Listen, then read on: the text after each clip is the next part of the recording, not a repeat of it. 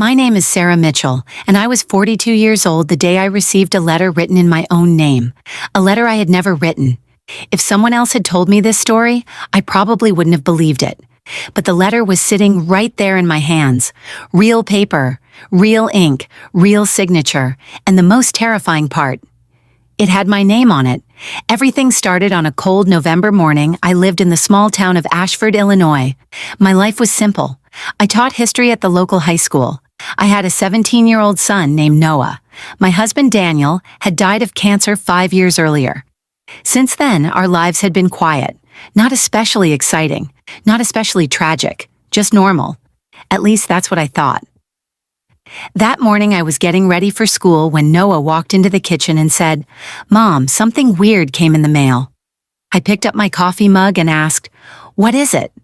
He handed me a white envelope. I took it. My name was written on the front. Nothing unusual about that. Then my eyes moved to the sender's name. And I froze, because it said, Sarah Mitchell, my own name. I looked again, then a third time. The name was still there, mine. I turned the envelope over. No company, no address, nothing, just my name. Noah laughed. "Maybe you mailed a letter to yourself." But I didn't laugh, because a strange feeling of unease had suddenly settled in my chest. Slowly, I opened the envelope. Inside was a single sheet of paper. I pulled it out, and the moment I read the first line, my breath caught.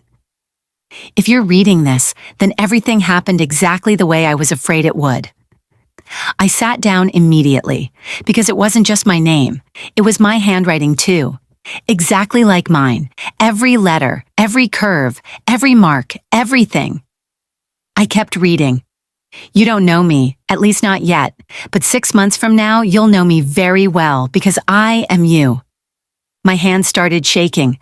I immediately lowered the page. Noah was staring at me. "Mom, are you okay?" I didn't answer. A few seconds later, I picked the letter back up and continued reading. "If this letter reached you on time, do 3 things immediately. First, tell no one about it. Second, do not go to Riverside Park on December 17th at exactly 6:12 p.m. Third, find your old blue diary." My heart started pounding. Riverside Park. It was only 10 minutes from our house, but the last instruction was even more disturbing. The old blue diary. I hadn't thought about that diary in years, because it was stored in my attic, and only I knew it existed. No one else, not a single person. Slowly, I stood up from my chair. Then I walked toward the stairs without saying a word. Noah called after me. "Mom? What's going on?" I didn't answer. A few minutes later, I was standing in the attic.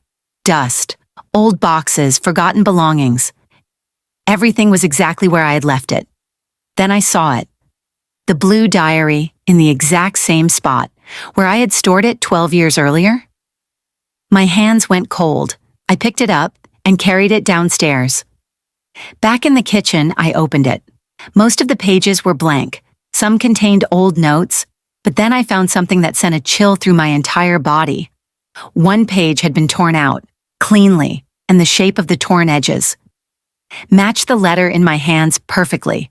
I placed them side by side. There was no doubt. The letter had come from that diary, but that was impossible, because the diary had been sitting untouched in the attic for 12 years. I hadn't even looked at it. Not once. By now, Noah had stopped joking. He looked serious. "Mom, what is happening?" I was about to answer, when my eyes drifted to the bottom of the letter. There was a line I hadn't noticed before, maybe because it had been written so lightly. I held the page closer to the light and read it. "If you think this is some kind of joke, open the red toolbox in the garage, but be prepared, because after that, there's no going back." My breathing quickened. The red toolbox. There really was a red toolbox in our garage, and it belonged to Daniel, my husband, the one thing I had never opened after he died. Not once. Not ever. Slowly, I lifted my head, and for the first time, I realized maybe this story hadn't started with a letter at all. Maybe it had started a very long time ago, and only now had I finally found the first clue. I stared at that last line for several seconds. opened the red toolbox in the garage.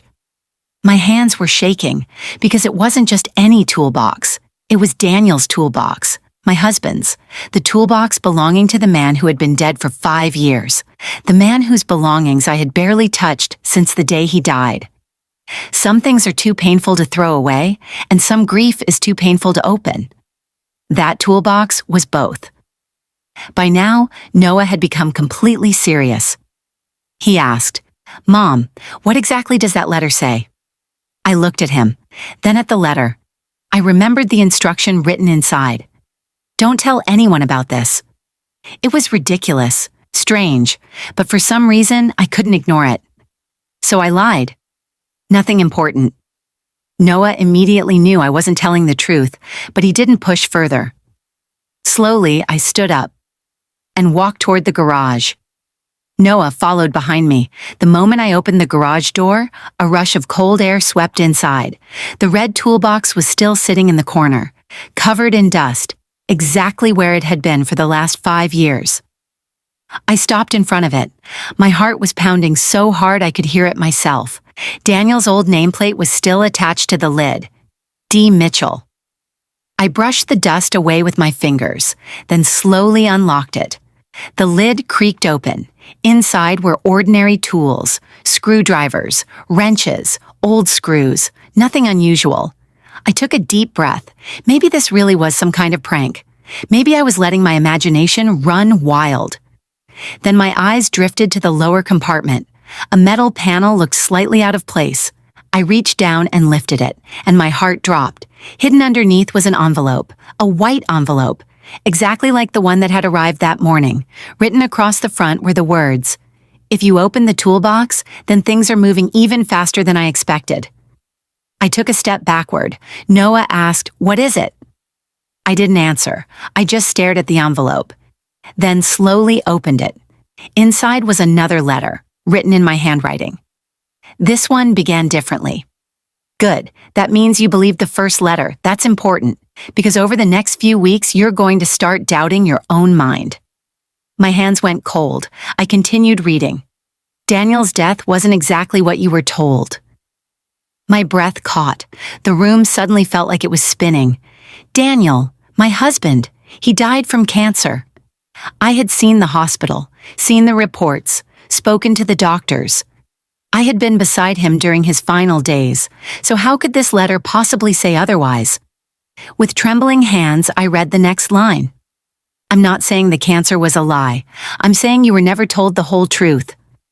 My knees felt weak. I lowered myself into a nearby chair. Noah was standing in front of me. "Mom, you're scaring me." I said nothing, because I was terrified too, more than I wanted to admit. I started reading again. "As of today, you believe Daniel died because of a tragic illness, but 6 months from now, you'll discover that something happened during the final 11 months of his life that nobody ever told you about." I quickly moved to the next line. "Find the old wooden clock in his study. Open the back panel."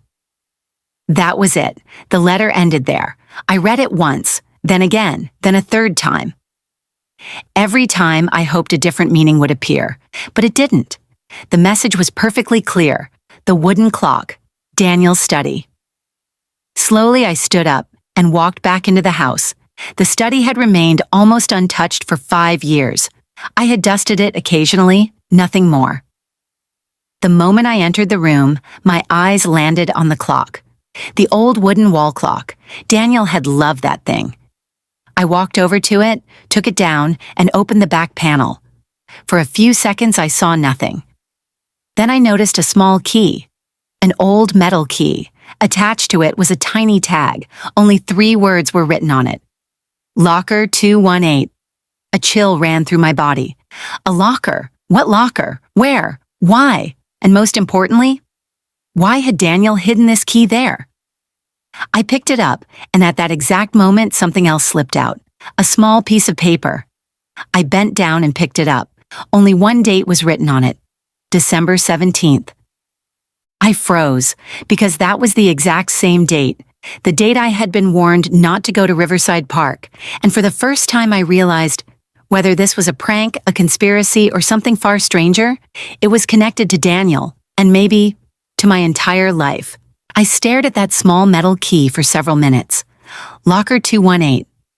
And attached to it was that date, December 17th, the same date mentioned in the first letter, the same date I had been warned not to go to Riverside Park. This didn't feel like a coincidence anymore, not even close. My hands were shaking. I slipped the key into my pocket and stood in the middle of the study. My husband had been dead for 5 years. 5 years, and suddenly it felt like I had never really known him at all. Behind me, I heard Noah's voice. "Mom." I jumped. He was standing in the doorway. "Are you okay?" I looked at him, then at the key, then at the letters. And for the first time, I realized this wasn't just my story. It was his father's story too, but I couldn't tell him everything yet, because I didn't even know what the truth was. That night, I barely slept. The same question kept circling through my mind. If Daniel had hidden all of this, why? And if he hadn't hidden it, then who had? The next morning, I didn't go to school. I called in sick. Then I drove straight to the older part of town. There was only one thing on my mind. Locker 218. The problem was that I had no idea where that locker was.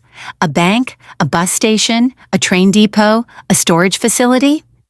Anything was possible. About 2 hours later, I found my first clue.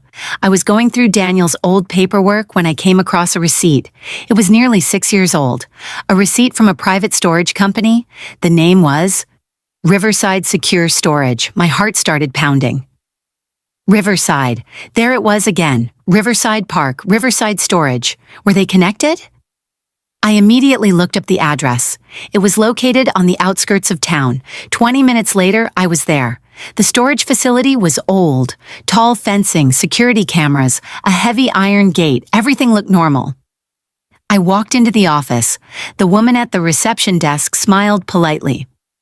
"Can I help you?" I pulled the key from my pocket. "Maybe." She looked at the key, and then her expression changed, only slightly, but I noticed. "Where did you get that key?" she asked. I didn't answer right away. Then I said, "It belonged to my husband." The woman was silent for a few seconds. Then she checked something on her computer. Suddenly, her eyes lifted toward me. "You're Sarah Mitchell?" A shock ran through my body. "Yes." The woman slowly nodded. "I've been expecting you." The room suddenly felt very quiet. "What do you mean?" I asked. She opened a drawer and pulled out a small envelope. White, exactly like the first 2 letters. Written across the front were the words, "When Sarah finds the locker." My breath caught. "How long has this been here?" I asked.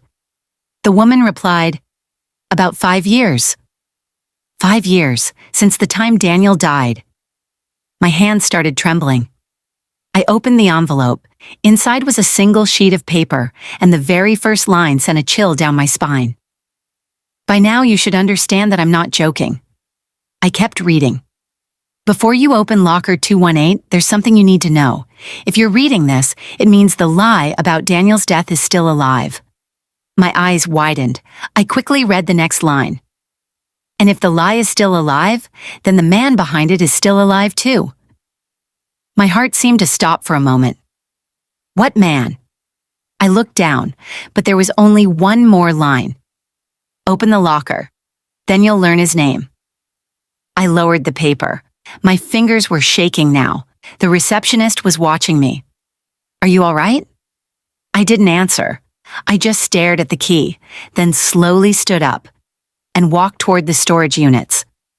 A few minutes later, I was standing in front of Unit 218, a small metal door. Dust had gathered across its surface, as if no one had touched it for years. I inserted the key into the lock. Click. The lock opened. My breathing became faster. Slowly, I lifted the door, and the very next second, the key nearly slipped from my hand. Because there was no box inside, no documents, no money, nothing. Inside was only a large wall, and every inch of that wall was covered with photographs of the same man. Dozens of photographs, maybe hundreds, old ones, new ones, pictures from different years, different places, but always the same face. I didn't recognize him. Then my eyes settled on the photograph hanging in the center. A name was written underneath it, and the moment I read it, the ground seemed to disappear beneath my feet. Because it said, Adrian Voss. And directly below that, in Daniel's own handwriting, were 4 words. If I die? I couldn't stop staring at the photograph. Adrian Voss. The name meant absolutely nothing to me, but Daniel's handwriting did. I would have recognized it anywhere. And the 4 words written beneath the photograph echoed through my mind like a hammer striking metal. If I die? That was it, nothing else. I slowly stepped farther into the unit. The entire space was covered with photographs, walls, file boards, pinned images, maps, notes. It looked as if someone had spent years watching a single man. And that man was Adrian Voss. I picked up the first file. Inside were dozens of photographs, some 10 years old, some 8 years old, some recent. In every picture, Adrian appeared somewhere different. Restaurants, hotels, parking lots, airports, office buildings.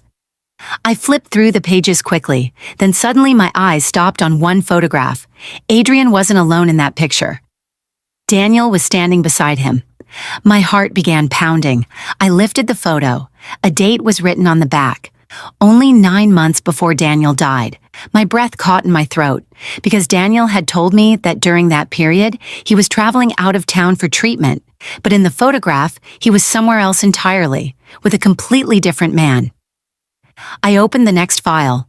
Inside were documents, printed emails, receipts, handwritten notes, and then a single sheet of paper. Across it was written one sentence. If Adrian finds out I have the evidence, he won't let me stay alive. My hands turned cold. I set the page down, and for the first time I felt fear. Real fear, because this was no longer just a mystery, no longer a family secret, no longer a hidden piece of the past.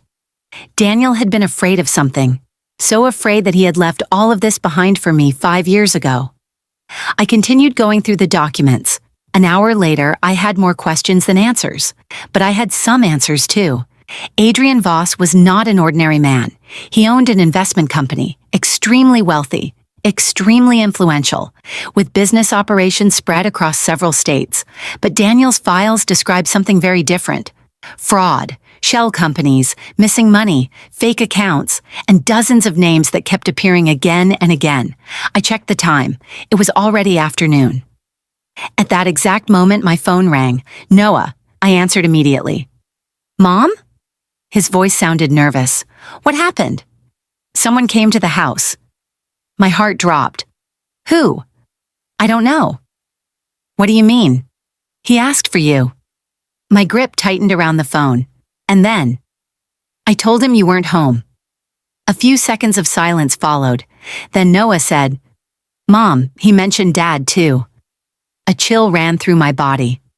What exactly did he say? He asked if Daniel left anything behind before he died. My hands began shaking. I immediately asked, what did he look like? As Noah described the man, a terrible feeling formed in my stomach. About 55 years old, dark hair, gray coat, tall. Slowly, I turned toward the wall of photographs. Then my eyes settled on the large picture in the center, and my blood seemed to freeze. Because the man Noah was describing was Adrian Voss, the same man, the same face. I immediately said, Noah, don't leave the house. Why? Just don't. Mom, what's going on? I couldn't answer, because the truth was, I didn't know. But one thing was suddenly clear. Adrian Voss wasn't just part of Daniel's past. He was part of the present, too.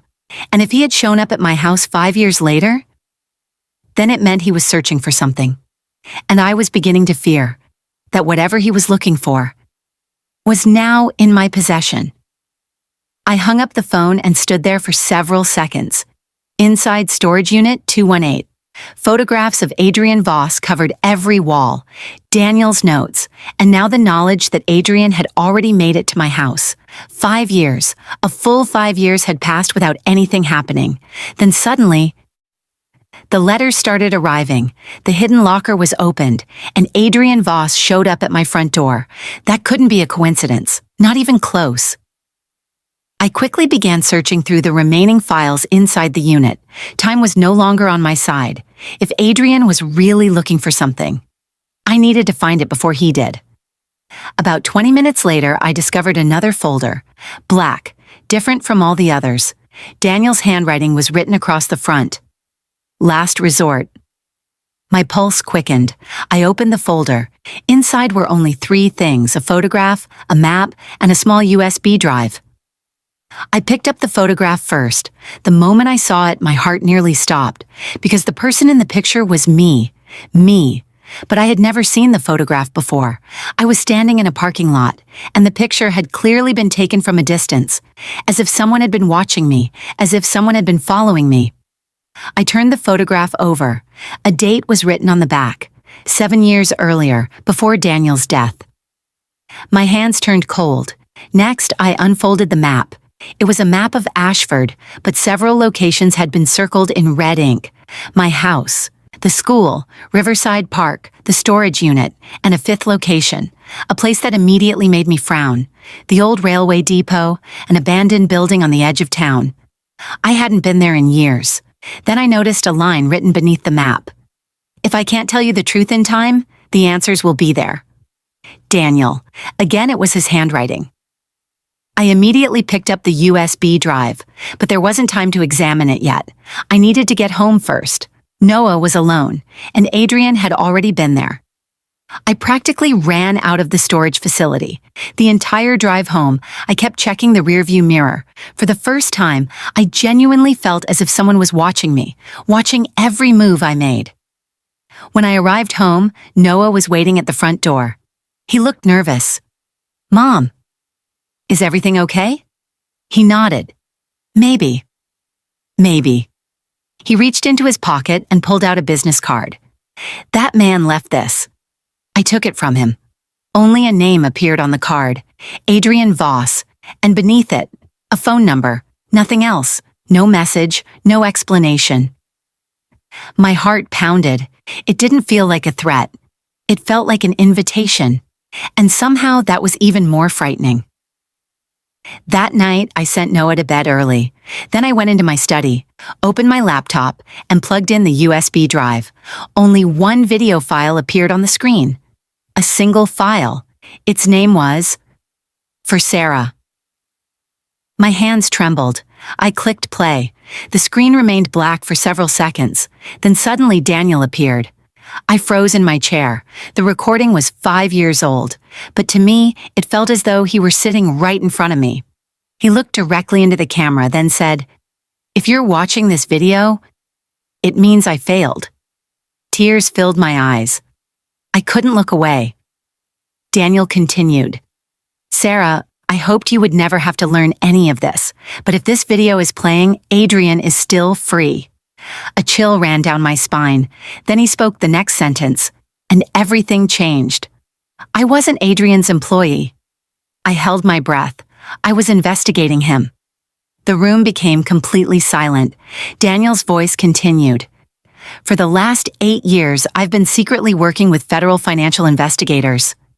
My heart began racing. I stared at the screen. Daniel had been part of a covert investigation? He had never mentioned it, not once. Then he leaned closer to the camera. "And if Adrian has already reached you?" He paused for several seconds, then said, "It means he believes you have the one thing he wants more than anything." I leaned forward. "What thing?" I whispered, as if he could somehow hear me. Then Daniel answered, "The black notebook." I went completely still. A black notebook? I had never seen any black notebook, but the next thing Daniel said sent another chill through my body. "And the biggest problem, Sarah?" His voice was more serious than ever. "Is that I don't know where I hid it." The video ended. The screen went black, and for the first time, I realized I wasn't just trying to solve a mystery. I had become part of a race. And the other person in that race already knew exactly what he was looking for, while I still had no idea where the black notebook was. After the video ended, I sat staring at the screen for a long time. A black screen, an empty room, and the same words kept echoing in my ears. I don't know where I hid the notebook. It didn't make sense. Daniel wasn't the kind of man who forgot important things. He wrote everything down, every bill, every appointment, every little detail. So what kind of situation could make him forget the location of something so important that a man was still showing up at people's homes 5 years later looking for it? I played the video again, then a third time. This time, I wasn't listening to what he was saying. I was studying the room behind him. The desk, the wall, the bookshelf, the window, everything. And then my eyes stopped on something, a small wooden boat sitting on top of the bookshelf. My breath caught slightly. That boat, I recognized it.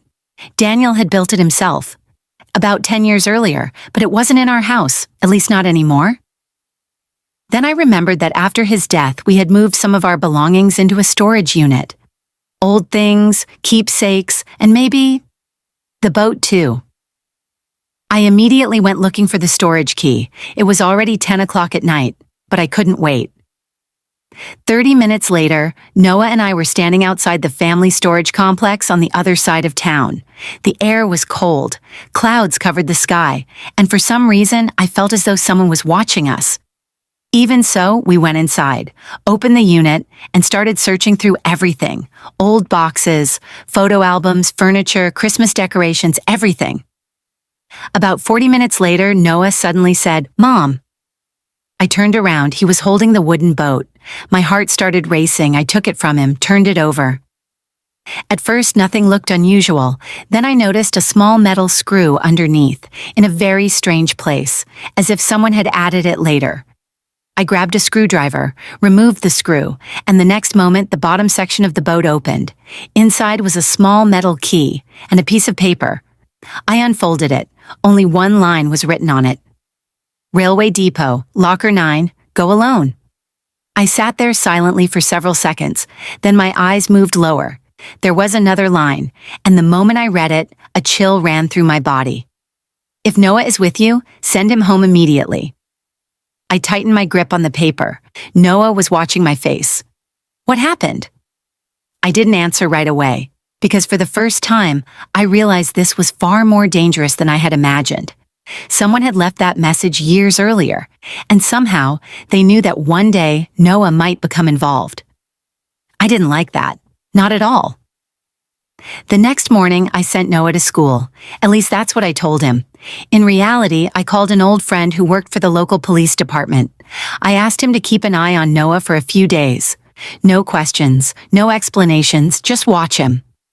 The moment he heard my voice, he understood the situation was serious. Then I drove alone toward the railway depot.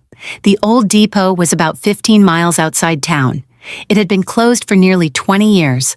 Now all that remained were rusted tracks, broken windows, and empty buildings.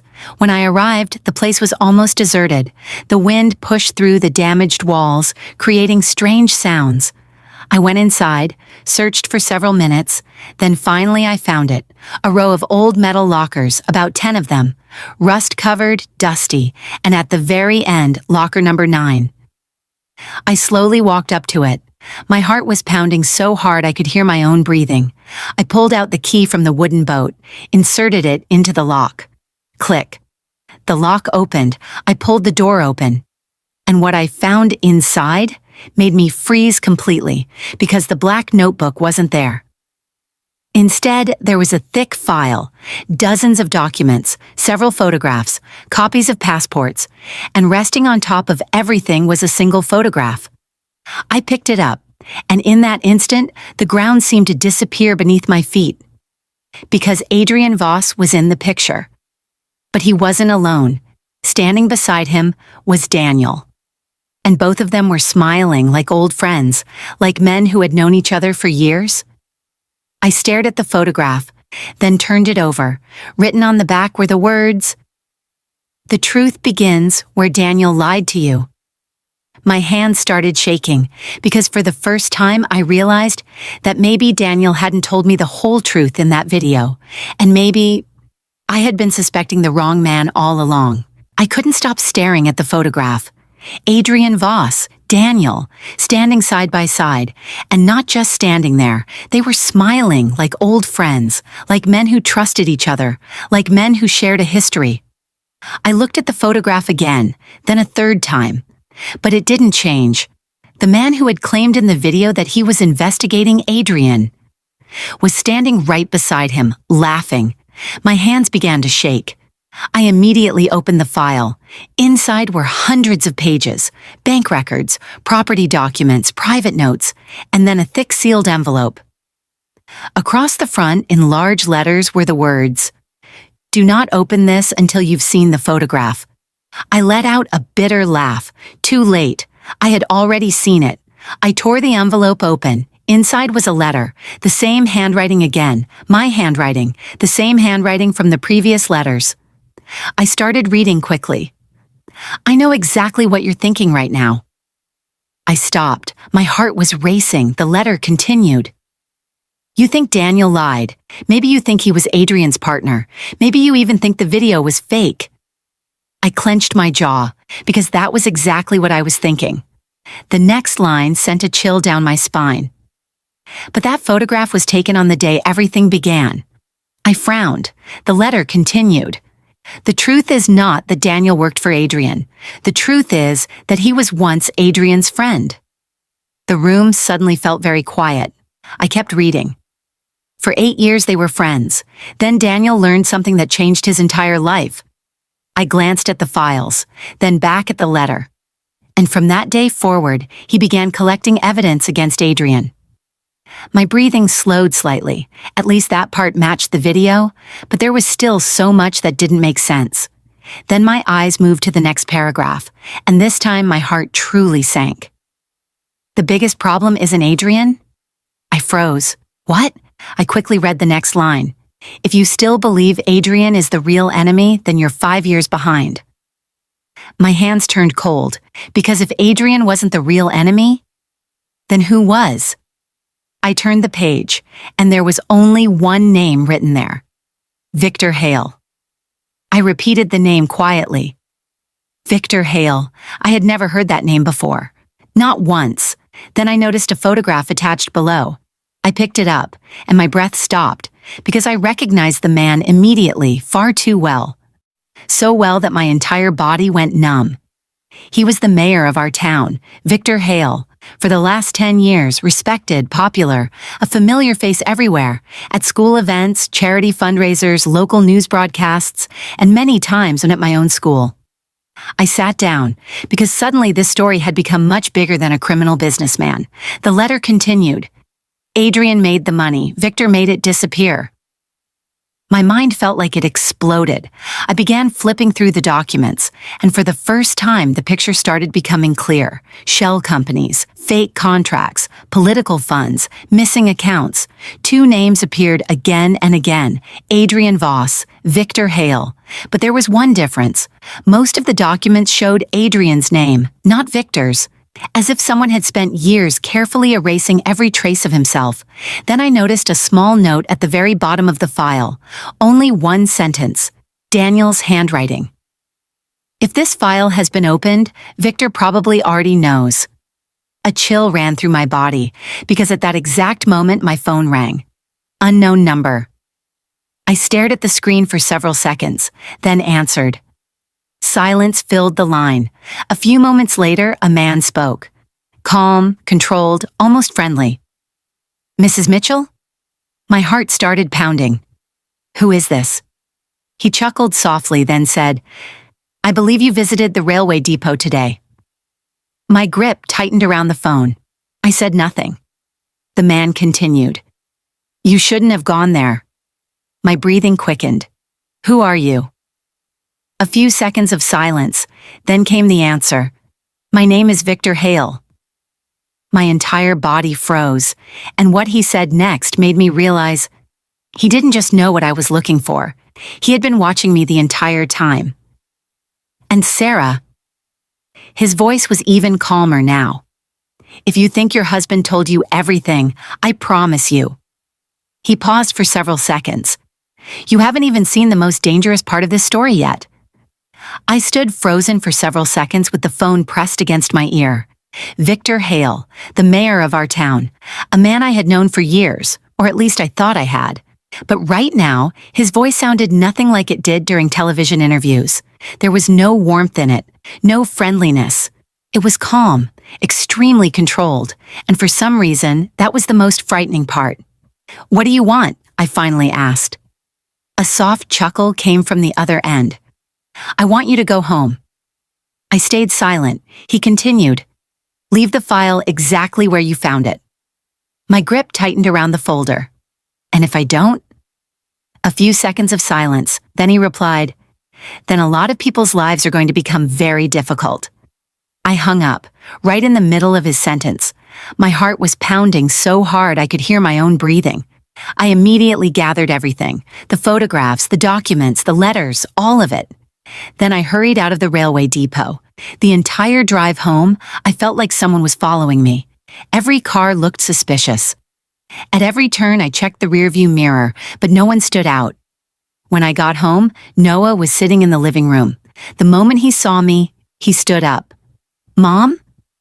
For the first time, I decided I had to stop hiding things from him, at least some of them. I didn't tell him the whole truth, but I told him enough for him to understand that his father had been involved in something dangerous, and that some people were still searching for things he had left behind. Noah sat quietly for a long time. Then he asked, "Was Dad a bad person?" The question cut straight through me. I immediately shook my head. "No." "Then why did he lie to us?" I didn't have an answer, at least not yet. That night, I went through every document again, one by one, and that was when I noticed something strange. Victor Hale's name seemed to be everywhere, but never directly, never as a signature, never as an owner, just a shadow, like a man who was present in every room, but never appeared in a single photograph. Then my attention landed on a bank record. In the upper corner, a reference number was written, Project Atlas. I hadn't noticed it before, but now it kept appearing. In a second document, a third, a fifth, everywhere, Project Atlas. I searched through the entire folder. Eventually, I found a note.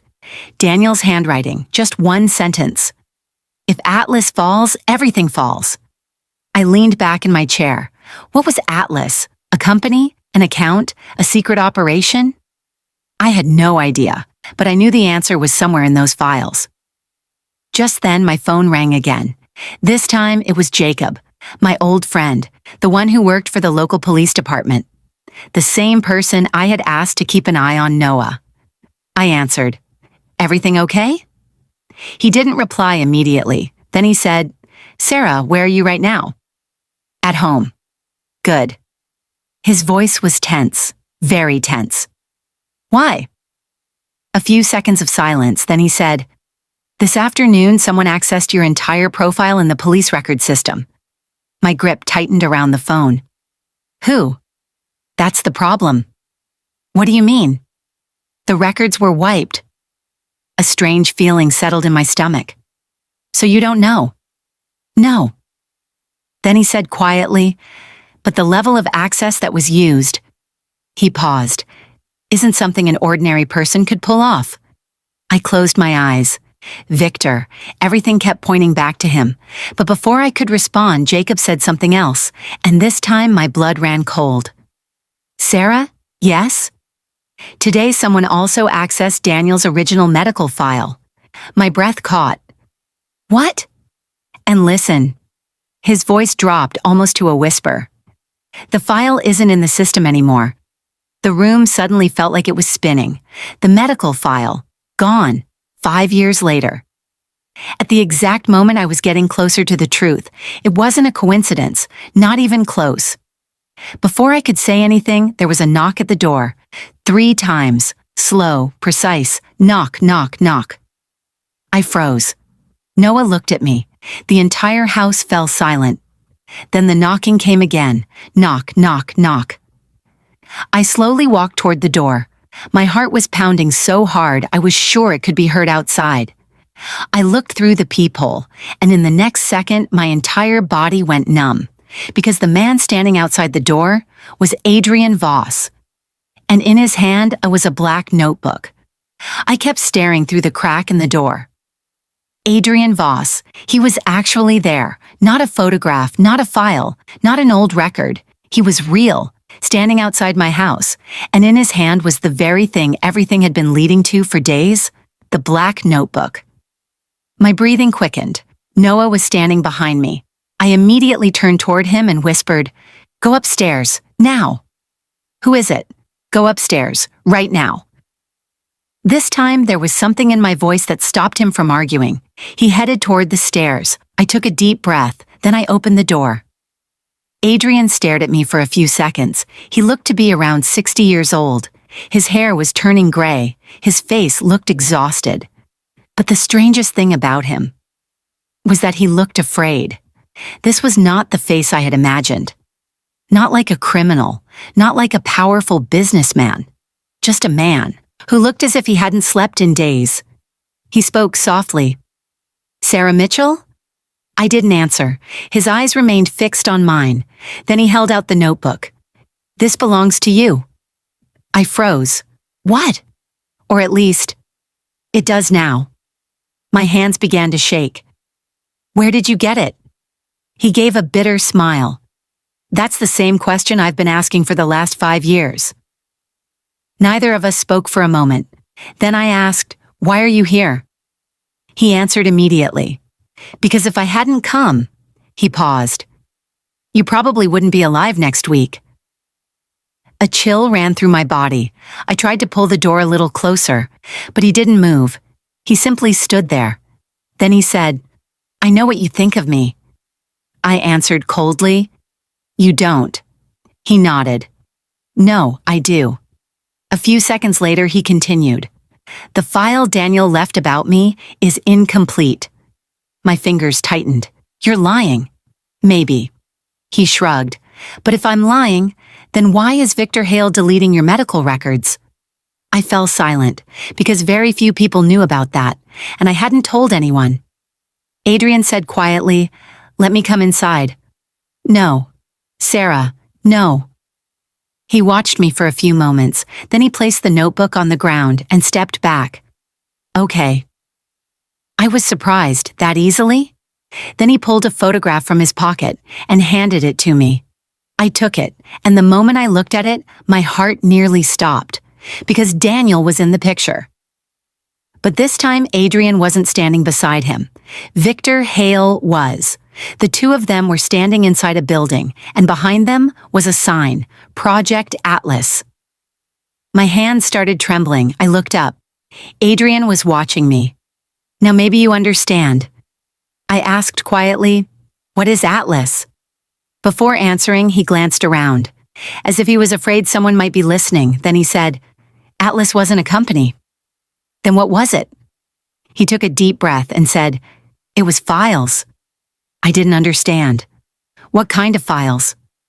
The answer made my blood run cold. "Everyone's." I remained silent. He continued, "Doctors, judges, police officers, politicians, businessmen, thousands of people." It felt like my mind exploded. "For what?" Adrian's voice dropped lower. "Blackmail." For a moment, it felt like the air stopped moving. He continued, "Victor Hale spent years collecting private information on people, medical records, financial records, personal secrets, anything that could be used to control someone." My heart started racing. Medical files, missing records, suddenly everything connected. "And Daniel?" I asked. Adrian lowered his eyes. "Daniel found out the truth by accident." I tightened my grip on the photograph. "What happened then?" Adrian answered, "He could have run." But he didn't. He started collecting evidence. His voice echoed in my ears. Then he looked directly into my eyes. And eventually he found Atlas's master notebook. Slowly, I looked down at the black notebook lying on the ground. My stomach dropped. "This?" "Yes." He nodded. "That one." Neither of us spoke for several seconds. Then I asked the question I had been dreading the most. "If this is the notebook..." I stopped. "Then how did Daniel die?" For the first time, Adrian's expression changed, genuinely changed. He was silent for a few moments. Then he said quietly, "That's why I came here." What do you mean? He looked at me, and what he said next shattered my entire world. Because Daniel didn't die from cancer. My breath stopped completely, and Adrian slowly added, at least, not from cancer alone. My breath stopped completely. I stared at Adrian for several seconds. Maybe I had heard him wrong. Maybe I hadn't understood. But there was no doubt on his face. No joke. No game. I said quietly, "What are you talking about?" Before answering, Adrian looked around the house, then toward the street, as if he was afraid someone might be listening. "Can I come inside now?" I thought for a few seconds, then stepped away from the door for the first time. Adrian walked in. The moment he entered the living room, he placed the black notebook on the table. I sat down across from him. My heart was pounding so hard I thought he could hear it. Then I asked again, "What did you mean about Daniel's death?" Adrian was silent for a moment. Then he said, "He had cancer. That part is true." A small sense of relief appeared inside me, but it vanished in the next second. But that's not what killed him. I gripped the edge of the table. "Tell me clearly." Adrian took a deep breath. Daniel was responding well to treatment. I froze. What? His condition was serious, but not as serious as you were told. A ringing filled my ears. All the memories from 5 years ago suddenly came rushing back.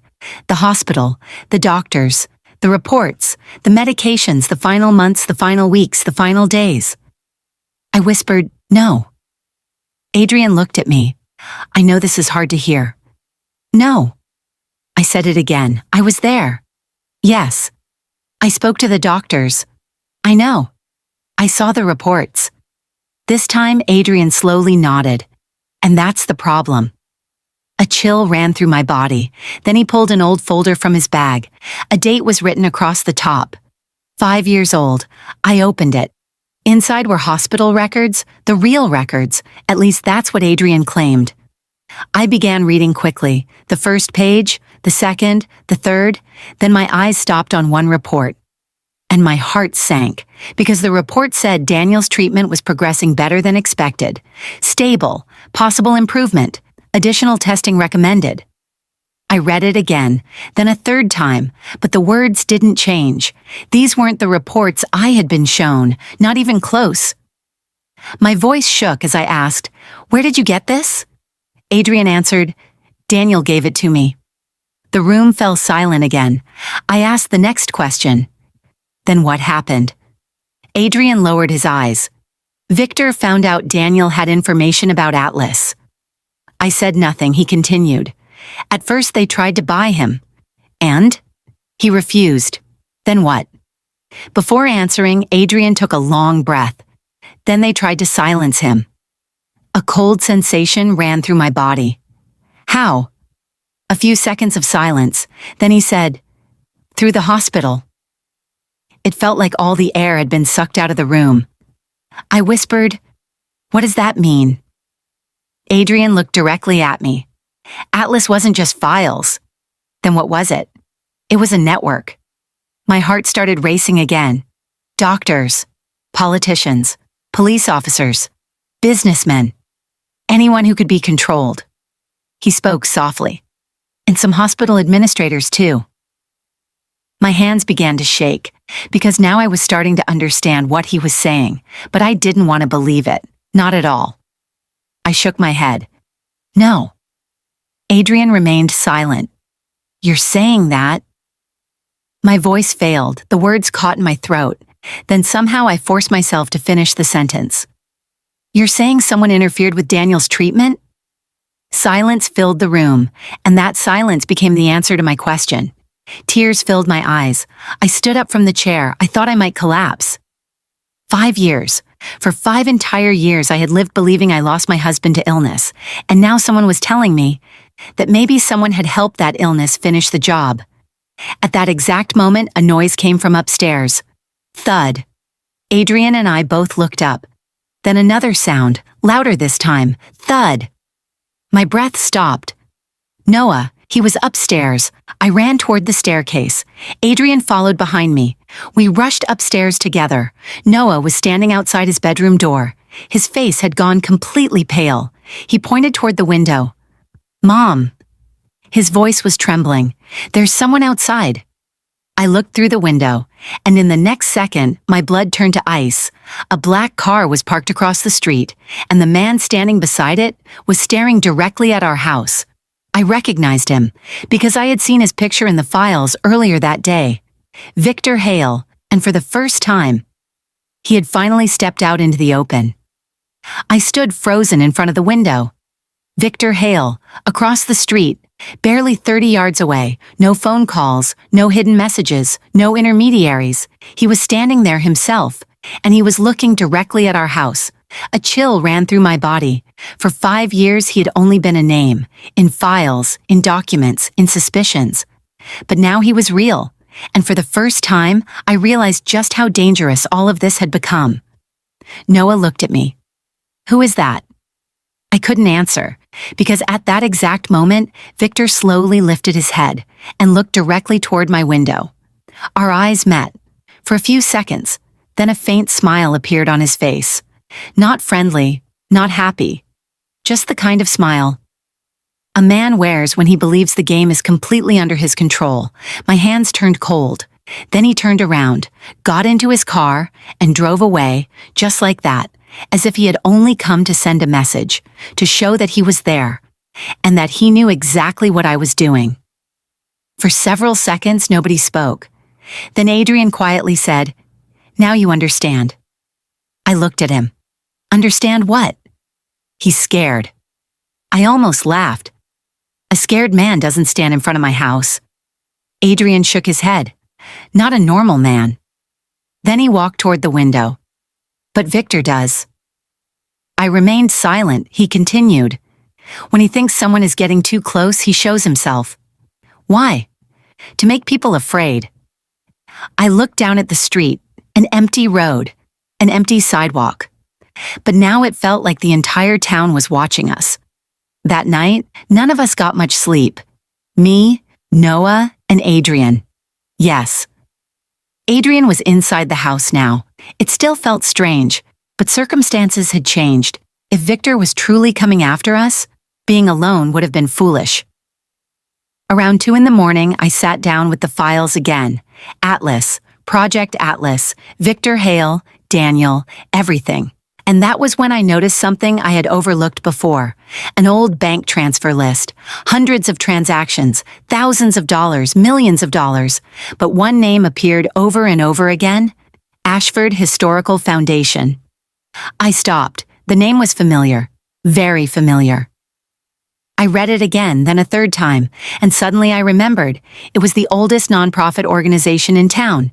Every year it donated to schools, built parks, funded scholarships, and who was its chairman? Victor Hale.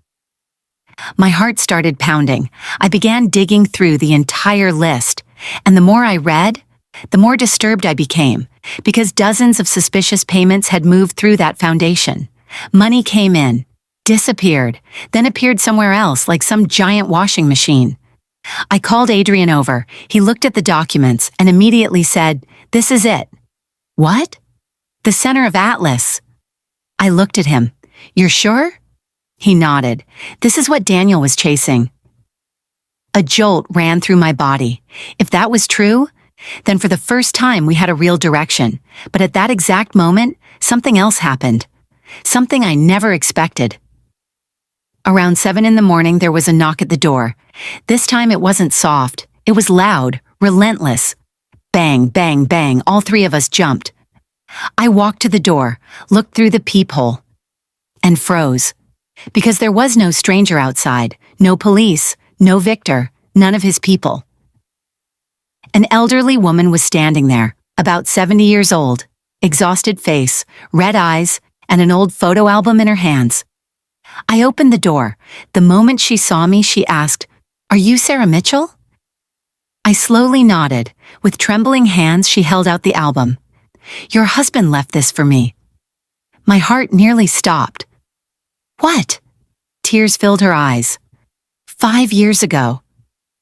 The room went completely silent. Then she continued, "And he told me that if Victor Hale ever got close to you..." She paused, took a deep breath, then said, "I was supposed to give this album to you." I slowly took the album. My hands were shaking. The woman looked directly into my eyes, and what she said next shook my world all over again. "Sarah." Her voice was softer than a whisper. "One week before Daniel died, he came to see me." I froze, because according to the hospital records, Daniel shouldn't have been able to leave the hospital at that time, but if he had gone to visit her, then only one conclusion was possible. The story I had been told 5 years ago was still hiding a very big lie. I stared at the elderly woman for several seconds. There was fear in her eyes. An old fear, the kind of fear that stays buried inside a person for years and then suddenly rises to the surface one day. I quietly asked, "Who are you?" The woman replied, "My name is Alice Morgan." The name meant nothing to me, but Adrian's expression changed immediately. He instantly said, "Alice." The woman looked at him, then slowly nodded. "Yes." Silence filled the room. I looked at both of them. "You know each other?" Adrian answered, "For 20 years. My heart started pounding, because in this story, every new answer seemed to create 3 new questions. I invited Alice to sit down. She placed the photo album she had been holding onto the table. Then she stared at it for several seconds, as if she were about to make a very difficult decision. Finally, she said, "Daniel knew he could die." A chill ran through my body. "When?" "About a year before his death." I stayed silent. Alice continued, "That was when he first discovered Atlas." The word echoed through the room once again. Atlas. I quietly asked, "What exactly was Atlas?" This time Adrian answered, "A data network." "You already told me that." "No." He shook his head. "I didn't tell you the whole truth." I froze. "What?" Adrian took a deep breath, then said, "Atlas wasn't just a blackmail system." "Then what was it?" "It was a prediction system." Silence filled the room. I didn't understand. "A prediction system?" Alice quietly said, "For people." Something in my mind seemed to catch. "What do you mean?"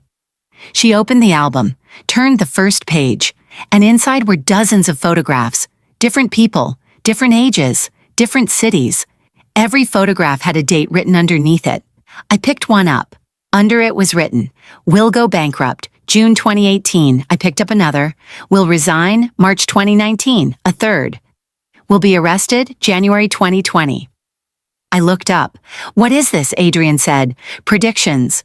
I almost snapped back angrily. "What is this, some kind of astrology book?" "No." He remained calm. "It's data." I fell silent. He continued. "Atlas collected millions of records. Medical, financial, educational, insurance, online behavior, call records, everything." My hands turned cold. He kept talking. "Then those records were used to estimate what people would do. Who would break? Who would take a bribe? Who would lose an election? Who would go bankrupt? Who would stay silent?" The room suddenly felt much smaller, because for the first time, I understood that this wasn't just a crime. It was a way to control people's lives. Then Alice quietly said, "And Daniel discovered the most frightening part." I looked at her. "What?" She turned another page of the album, and my blood seemed to freeze, because there was a photograph of me. Mine, about 7 years old, and beneath it were the words, "High-risk subject." I held my breath. Alice turned another page. This time it was a picture of Noah, in his school uniform, about 12 years old. Underneath it were the words, "Secondary impact factor." My hands started shaking. "And what is this?" Adrian didn't answer. Alice did. "You were both in Atlas." I froze. "Why?" She quietly replied, "Because Daniel had gone against Atlas." Tears began filling my eyes. I looked at the photographs. I had been watched for years. My son had been watched for years. Then Alice pulled an envelope from the back of the album. Daniel's handwriting was on it. "When Sarah gets too close to the truth." My hands trembled. I opened the envelope. Inside was only a letter, a very short one, probably the shortest letter Daniel had ever written. I began reading. Sarah, if you're reading this, then it means you've finally seen the true face of Atlas. I leaned forward. The letter continued. Now you need to know the most important thing. My heartbeat accelerated. Then came the next line, and the ground seemed to disappear beneath my feet. Atlas was never shut down. I gripped the letter tightly with trembling hands, because until now, I had believed this was a 5-year-old story, a 5-year-old crime, a 5-year-old conspiracy, but the next line shattered that illusion. Victor is only its caretaker. The room was completely silent. Then came the final line, just one sentence, and the moment I read it, a chill raced through my body. The man who created Atlas. I stopped, my breathing halted. Then I read the rest. Still lives in Ashford today. The letter ended there, and for the first time, I realized that Victor Hale might not be the biggest player in this game. Maybe he was working for someone else too. And if that was true, then the real enemy still hadn't revealed himself. The room fell into a silence so complete, it felt as if every sound had been pulled away. I stared at the letter, again and again. The man who created Atlas still lives in Ashford today. That was it. No name, no address, nothing. My hands were shaking. I slowly looked up. Alice and Adrian were both watching me. They wore the same expression. Fear. Old, deep. The kind of fear that had been building for years. Finally, I asked, "Do either of you know who he is?" For several seconds, no one answered. Then Alice slowly shook her head. "No." I didn't believe her. Not for a second. "You're lying." Tears filled her eyes. "I wish I were." The room fell silent again. Then Adrian spoke. "All we know is that Atlas wasn't created by a single company."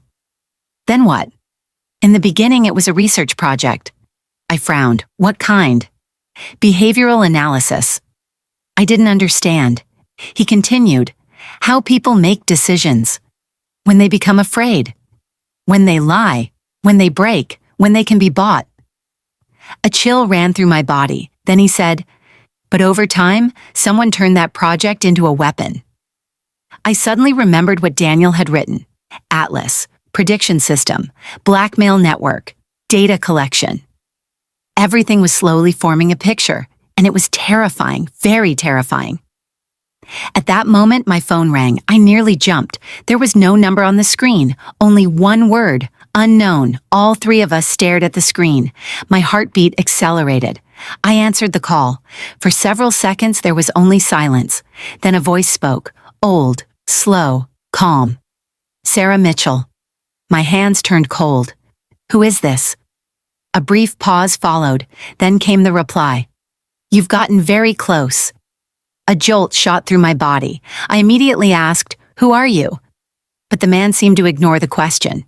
He continued at his own pace. Daniel got this far too. Everyone in the room froze. I tightened my grip on the phone. "You knew Daniel?" A faint laugh came through the line. Very faint, very strange. "I knew him before you did." The words caught in my throat. Then he said, "He tried very hard." "What?" "To stop me." My heart pounded. I glanced at Alice and Adrian. The color had drained from both of their faces. The voice returned. But Daniel never understood one thing. "What?" "Atlas is not an organization." I froze, because Daniel's files had never said that. The voice continued. "It's not a company. Not a government. Not an institution." My breathing became faster. Then he paused, and the next word seemed to freeze the air in the room. "Atlas is a person." My hands started trembling. I almost whispered, "What do you mean?" But the line went dead, just like that. Call ended. A deathly silence settled over the room. I lowered the phone, then slowly looked at Alice. "What did he say?" she asked. I answered. "He said Atlas isn't a system." Adrian's expression changed instantly. "What?" I looked at him. He said Atlas is a person. Suddenly, nobody in the room even seemed to breathe. Then Alice slowly sat down, as if all strength had left her legs. She whispered, "Oh my God." I looked at her. What? Her eyes held a level of fear I had never seen before. Then she said, "That's exactly what Daniel said during our last meeting." My heart sank. What? He said we were looking for the wrong thing. I said nothing. Alice continued, "We were looking for a network. But he was looking for a person." The room fell silent once more. Then suddenly I remembered something. The letter, the very first letter, the one that had arrived with my own name on it. I practically ran to the table. The letter was still there. I picked it up again and started reading carefully. This time, every word, every line.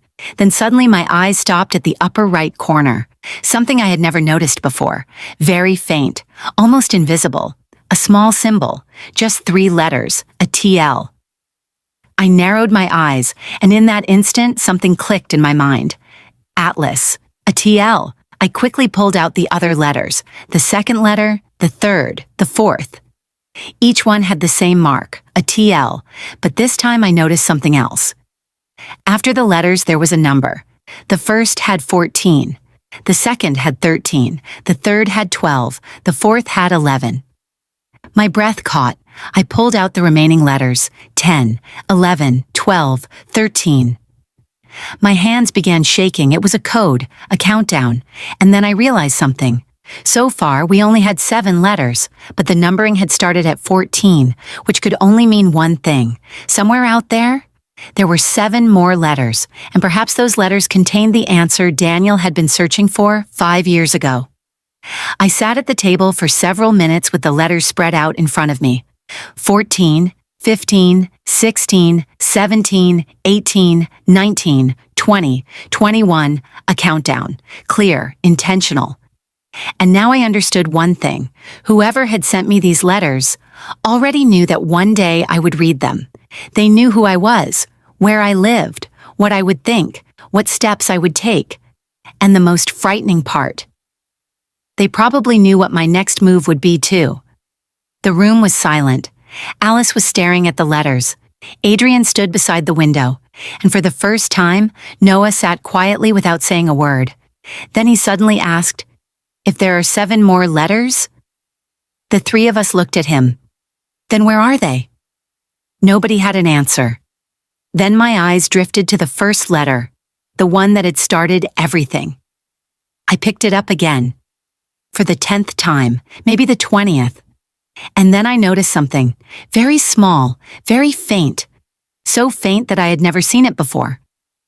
In the middle of the first paragraph, one word appeared slightly darker than the others. I narrowed my eyes, then I checked the second letter. There too, one word looked slightly different, then the third, then the fourth. My heartbeat accelerated. I pulled the pages closer and began writing down the words. 1 word from the first letter, 1 from the second, 1 from the third, then from all the rest. When I placed all the words together, my hands began to shake because they formed an entire sentence. "Look in the basement of the old library."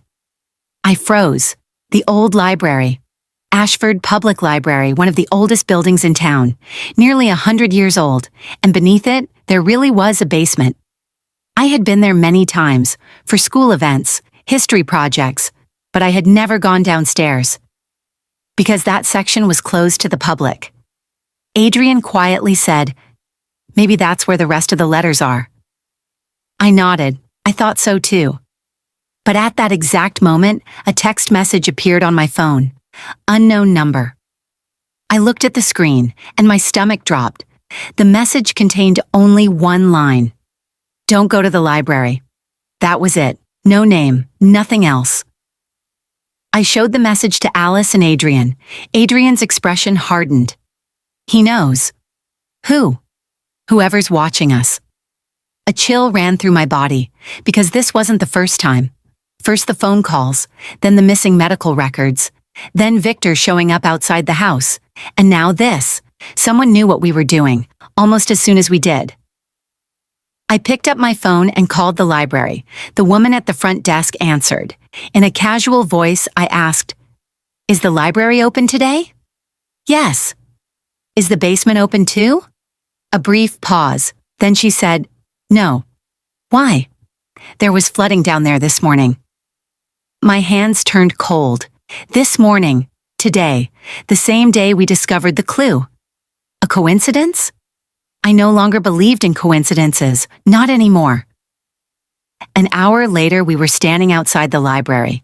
Me, Adrian, and Alice. I had left Noah at home. At least that seemed safer. From the outside, the library looked normal, but inside, something felt different. Strange, tense. Two employees were whispering to each other. One man kept glancing toward the basement door. And the strangest thing of all? The basement door was open, even though I had been told it was closed. I looked at Adrian. He had noticed it too. Slowly, we started down the stairs. The steps were old, wooden. Every step creaked beneath our feet. When we reached the bottom, I stopped, because the basement was nothing like I expected. It wasn't filled only with books. There were dozens of old shelves, file cabinets, locked boxes, historic records, almost a century of town documents, and at the very end of the room, a steel door. I frowned. I've never seen that before. Alice shook her head. Neither have I. Slowly we approached it. The door looked old, but the lock was new, very new, as if it had been installed recently.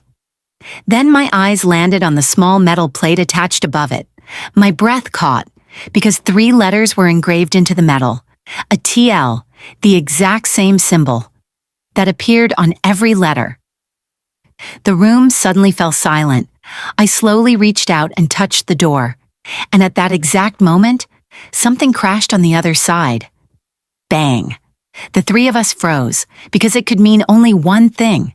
Someone was behind that door, and they had just moved. Bang. The sound was so loud that it echoed through the basement walls. I froze where I stood. Alice immediately grabbed my arm. Adrian took a step forward. A sudden silence filled the room so completely that we could hear our own breathing. Someone was behind that steel door. There was no doubt about it now, and the most frightening part was, they probably already knew we had arrived. Several seconds passed, then a full minute, but no other sound came. I finally whispered, "What do we do now?" Adrian studied the door carefully, then he crouched down, and the color immediately drained from his face. "Look at this." I looked down. Fresh shoe prints marked the dust beneath the door.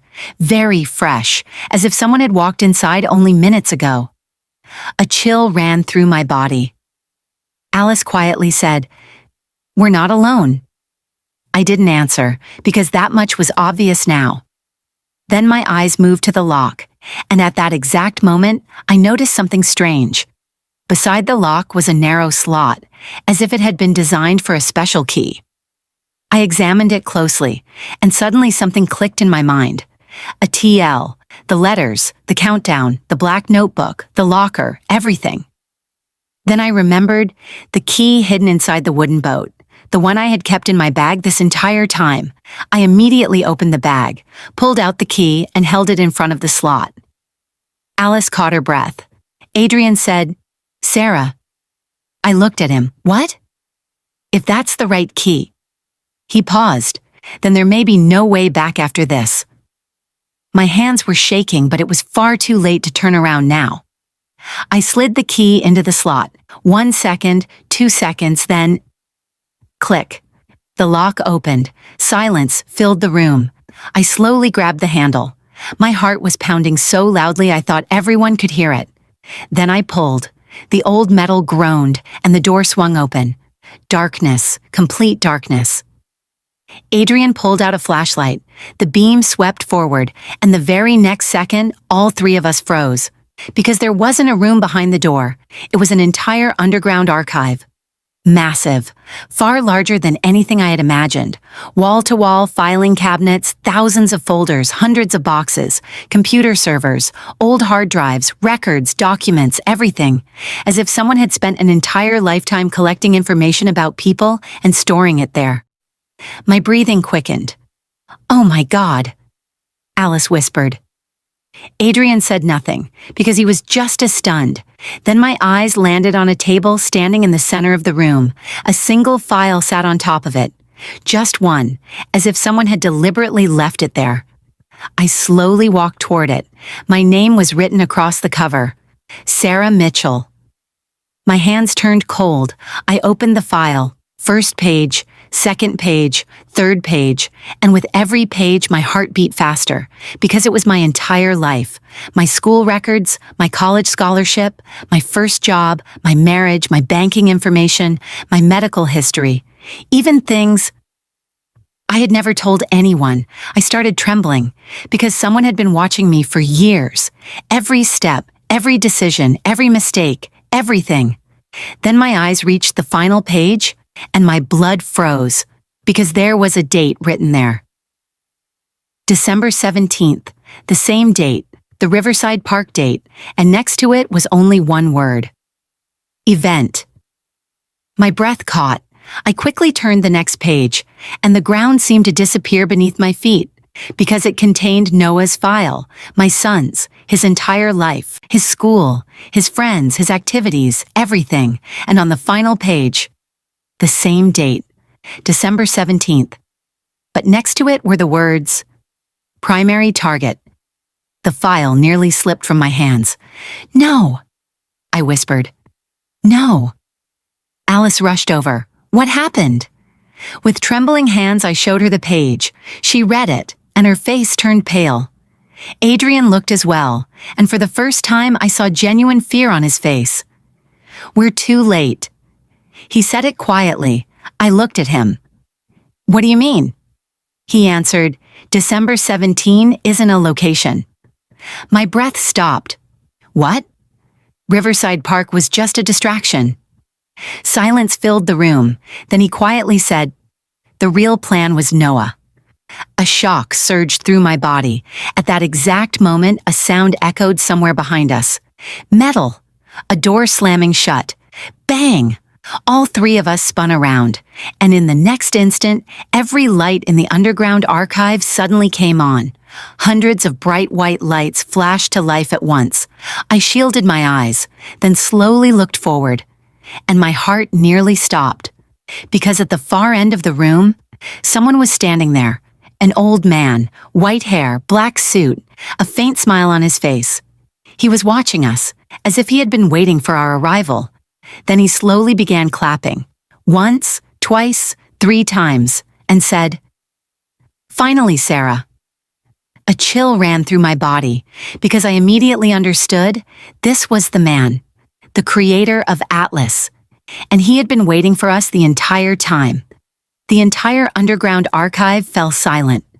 I stared at the old man, white hair, black suit, calm face, and a smile, as if every part of this had been planned. My breathing quickened. Alice's face had gone pale. Adrian stood frozen, and for the first time I saw genuine fear in him. The old man slowly stepped toward us, then said, "It took you 5 years to get here." Silence filled the room. Somehow I managed to ask, "Who are you?" He smiled slightly. "People know me by many names." He paused, then said, "But Daniel only called me one." My hands turned cold. "What name?" He looked directly into my eyes and said, "Atlas." A chill ran through my body. The air in the room suddenly felt heavy. I looked around at the endless records, thousands of files, millions of pieces of information, years of collected data, and for the first time I understood what he had meant on the phone. Atlas wasn't a system. Atlas wasn't a company. Atlas was him, his mind, his network, his plan, everything. He slowly walked forward, then rested a hand on the table in front of him. "You want to know why I built all of this?" I said nothing. He continued anyway. "Because people lie. Always. All the time." His voice was calm but terrifying, deeply terrifying. Governments lie. Businessmen lie. Families lie. Husbands and wives lie. Then he looked at me. And sometimes the biggest lies are told in the name of love. The unease inside me grew. I asked, "What did Daniel discover?" He remained silent for several seconds, then smiled. Daniel was very intelligent. Far too intelligent. He picked up a file and tossed it onto the table. The file burst open. Inside were photographs of Daniel, hundreds of them, maybe thousands. I froze. Atlas said, he was one of the very few people who understood what I was doing. And that made him dangerous. My hands trembled. Did you have him killed? The room became completely silent. Atlas didn't answer directly. He simply looked at me, then said, Daniel chose his own death. Anger exploded inside me. Liar! My voice echoed through the entire archive. For the first time in this entire story. Atlas remained calm. You don't know the truth. I stepped forward. Then tell me. He took a deep breath, then slowly said, when Daniel learned the full truth about Atlas. He paused. He had two choices. I listened. The first choice. Forget everything. Go home. Stay with your family. And keep quiet. My fists clenched. And the second? For the first time, Atlas's eyes grew serious. The second choice was, he paused, to try to destroy everything. My heartbeat accelerated. Then he picked up an old hard drive and placed it on the table. Daniel chose that. I stared at the hard drive. Black, old, ordinary, yet possibly the center of the entire story. Atlas continued. He infiltrated my network, copied files, extracted records, collected names, and then he stole something he never should have stolen. Silence filled the room. I quietly asked, what? He pointed to the hard drive. The master index. My breath caught. What is it? Suddenly Adrian spoke. His voice was shaking. My God! I looked at him.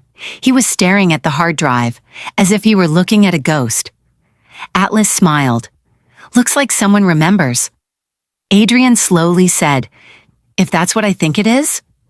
He stopped. Then it contains everyone's name. The room fell silent again. Atlas nodded. Every name, every file, every record, every secret. A chill ran through my body, because now I understood. This wasn't just evidence, it was the key to the entire system. Atlas looked at me and said, Daniel took it from me. But he died before he could release it to the world. I quietly asked, then how is it here? Atlas's smile widened. Because he never gave it back to me. Silence filled the room. Then he looked directly into my eyes and said, he hid it for you. My breath stopped. What? Yes, he said. And now, 5 years later. He glanced at the hard drive. You finally arrived where he wanted you to be. At that exact moment, the sound of fast footsteps echoed from behind us. Several people. Running, I turned, and the next instant a chill shot down my spine. Because dozens of armed officers had appeared at the main entrance of the underground archive. FBI, black jackets, weapons, radios, everything. And the man standing in front shouted, nobody move! But the most shocking part was, he wasn't looking directly at Atlas. He was looking directly at me. Nobody move! The FBI agent's voice echoed through the entire underground archive. I stood frozen in place. Alice held her breath. Adrian's face had gone pale, and Atlas. He was just smiling, as if he already knew this would happen, as if none of it surprised him. But my entire world shattered in the next moment, because the lead agent shouted again, Sarah Mitchell, put your hands up. My breath stopped. What? I whispered. Everyone in the room turned to look at me. The agent spoke again. Now. I slowly raised my hands. My heart was pounding out of control. I couldn't understand it. Atlas was standing right there. All the files were right there. The master index was right there. Then why were they looking at me? The agent stepped forward. He opened a file, and what he said next made the ground disappear beneath my feet. Sarah Mitchell, you are under federal investigation for data theft, unauthorized access to records, and possession of classified government documents. I froze. What? My voice barely came out. This is insane. But the agent's expression didn't change at all. Then he picked up the black notebook from the table and said, "This notebook has been on our watch list for the last 5 years." A chill ran through my body. Atlas was still smiling. He said nothing, just watched. Then suddenly Adrian stepped forward. "Wait!" All the agents turned toward him. In a trembling voice, Adrian said, "You're arresting the wrong person." But the agent didn't react. Instead, he pulled a photograph from his pocket and handed it to me. I took it, and the very next second my blood turned to ice, because the person in the photograph was me, and the photo had been taken today, this morning. Outside the railway depot, my hands began to shake. Then a second photograph. I was inside storage unit 218. A third photograph. I was inside the library. A fourth. I was holding the black notebook. Every photograph was from the last few days, as if someone had been following me constantly. Then the agent said, "All evidence points directly to you." Suddenly I understood, and in that exact moment a cold fear settled deep inside my stomach.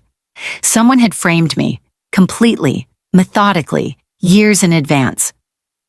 I slowly looked toward Atlas, and for the first time I saw something in his eyes. Satisfaction, only for a moment. But I saw it. And in that moment, everything became clear. Atlas never intended to run. He never intended to hide. He just needed a scapegoat. And that scapegoat was me. Then suddenly Alice screamed, "No!" Everyone turned toward her. Her hands were shaking, tears filled her eyes. She reached inside her jacket. The FBI agents immediately raised their weapons. "Show your hands." But Alice ignored them. She pulled out an old envelope, very old, yellowed with age, and threw it toward me. "Daniel told me." Her voice was breaking. "If this day ever came, open it." The envelope landed at my feet. I immediately picked it up. Daniel's handwriting was on the front, and underneath it was only one line. "Only in the final situation." My hands were trembling. I opened it. Inside was a letter, very short, only a few lines. I began to read, and the very first sentence took my breath away. "If you're reading this letter, it means Atlas has finally made his final move." My hands shook. I kept reading. "Sarah, if that has happened, then it means he has tried to frame you." Silence filled the room. Even the FBI agents were watching me. I read the next line, and this time my eyes widened. But Atlas always makes one mistake. I quickly looked at the next sentence. "He assumes every human being can be controlled." My heartbeat accelerated. Then came the final paragraph, and the moment I read it, the entire room seemed to stop. "The master index is not the real target." I froze. What? Then the next line. "The real evidence is hidden in the one place Atlas would never dare to look." My hands trembled. I read the final sentence, and at that exact moment, Atlas's smile disappeared for the first time, because the final line said, "In my grave." The entire room fell silent, and for the first time, Atlas looked genuinely afraid. The entire underground archive fell silent. Daniel's final letter trembled in my hands, and for the first time, fear appeared on Atlas's face. The kind of fear that had hidden itself for 5 years. Even the FBI agents looked confused now. It was obvious from their expressions that this story was much bigger than they had expected. I slowly lowered the letter, then looked at Atlas. His smile was gone, completely. For the first time, I realized that Daniel had planned all of this in advance. Every move, every strategy, every deception, everything. The lead FBI agent asked, "What does this letter mean?" I didn't answer. I just kept staring at Atlas, because his face was answering the question itself. He knew. He knew Daniel had hidden something he still hadn't found, something he had wasted 5 years searching for. Then suddenly Atlas spoke. For the first time, there was panic in his voice. "That's a lie." Silence filled the room. I quietly asked, "Really?" He said nothing. I continued, "If it's a lie, Then why are you afraid? The muscles in his face tightened, and in that exact moment, I knew we had already won. But the story wasn't over yet. The FBI agent asked, "Where is Daniel's grave?" I answered, "St. Michael's Cemetery." Atlas immediately said, "You're wasting your time." But nobody was paying attention to him anymore. About an hour later that we were standing in the cemetery, night had fallen, a cold wind was blowing, and I stood in front of the grave where for the last 5 years I believed my husband had been lost forever. Tears filled my eyes, but this time there was something else mixed with the pain. Truth.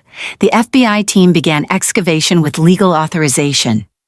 Time passed slowly, then suddenly, an officer shouted, "There's something here." Everyone rushed toward him, including me. Inside the grave was a waterproof metal case, sealed, protected, and on it was Daniel's handwriting. If this has been opened, then the truth has finally won. My breath caught.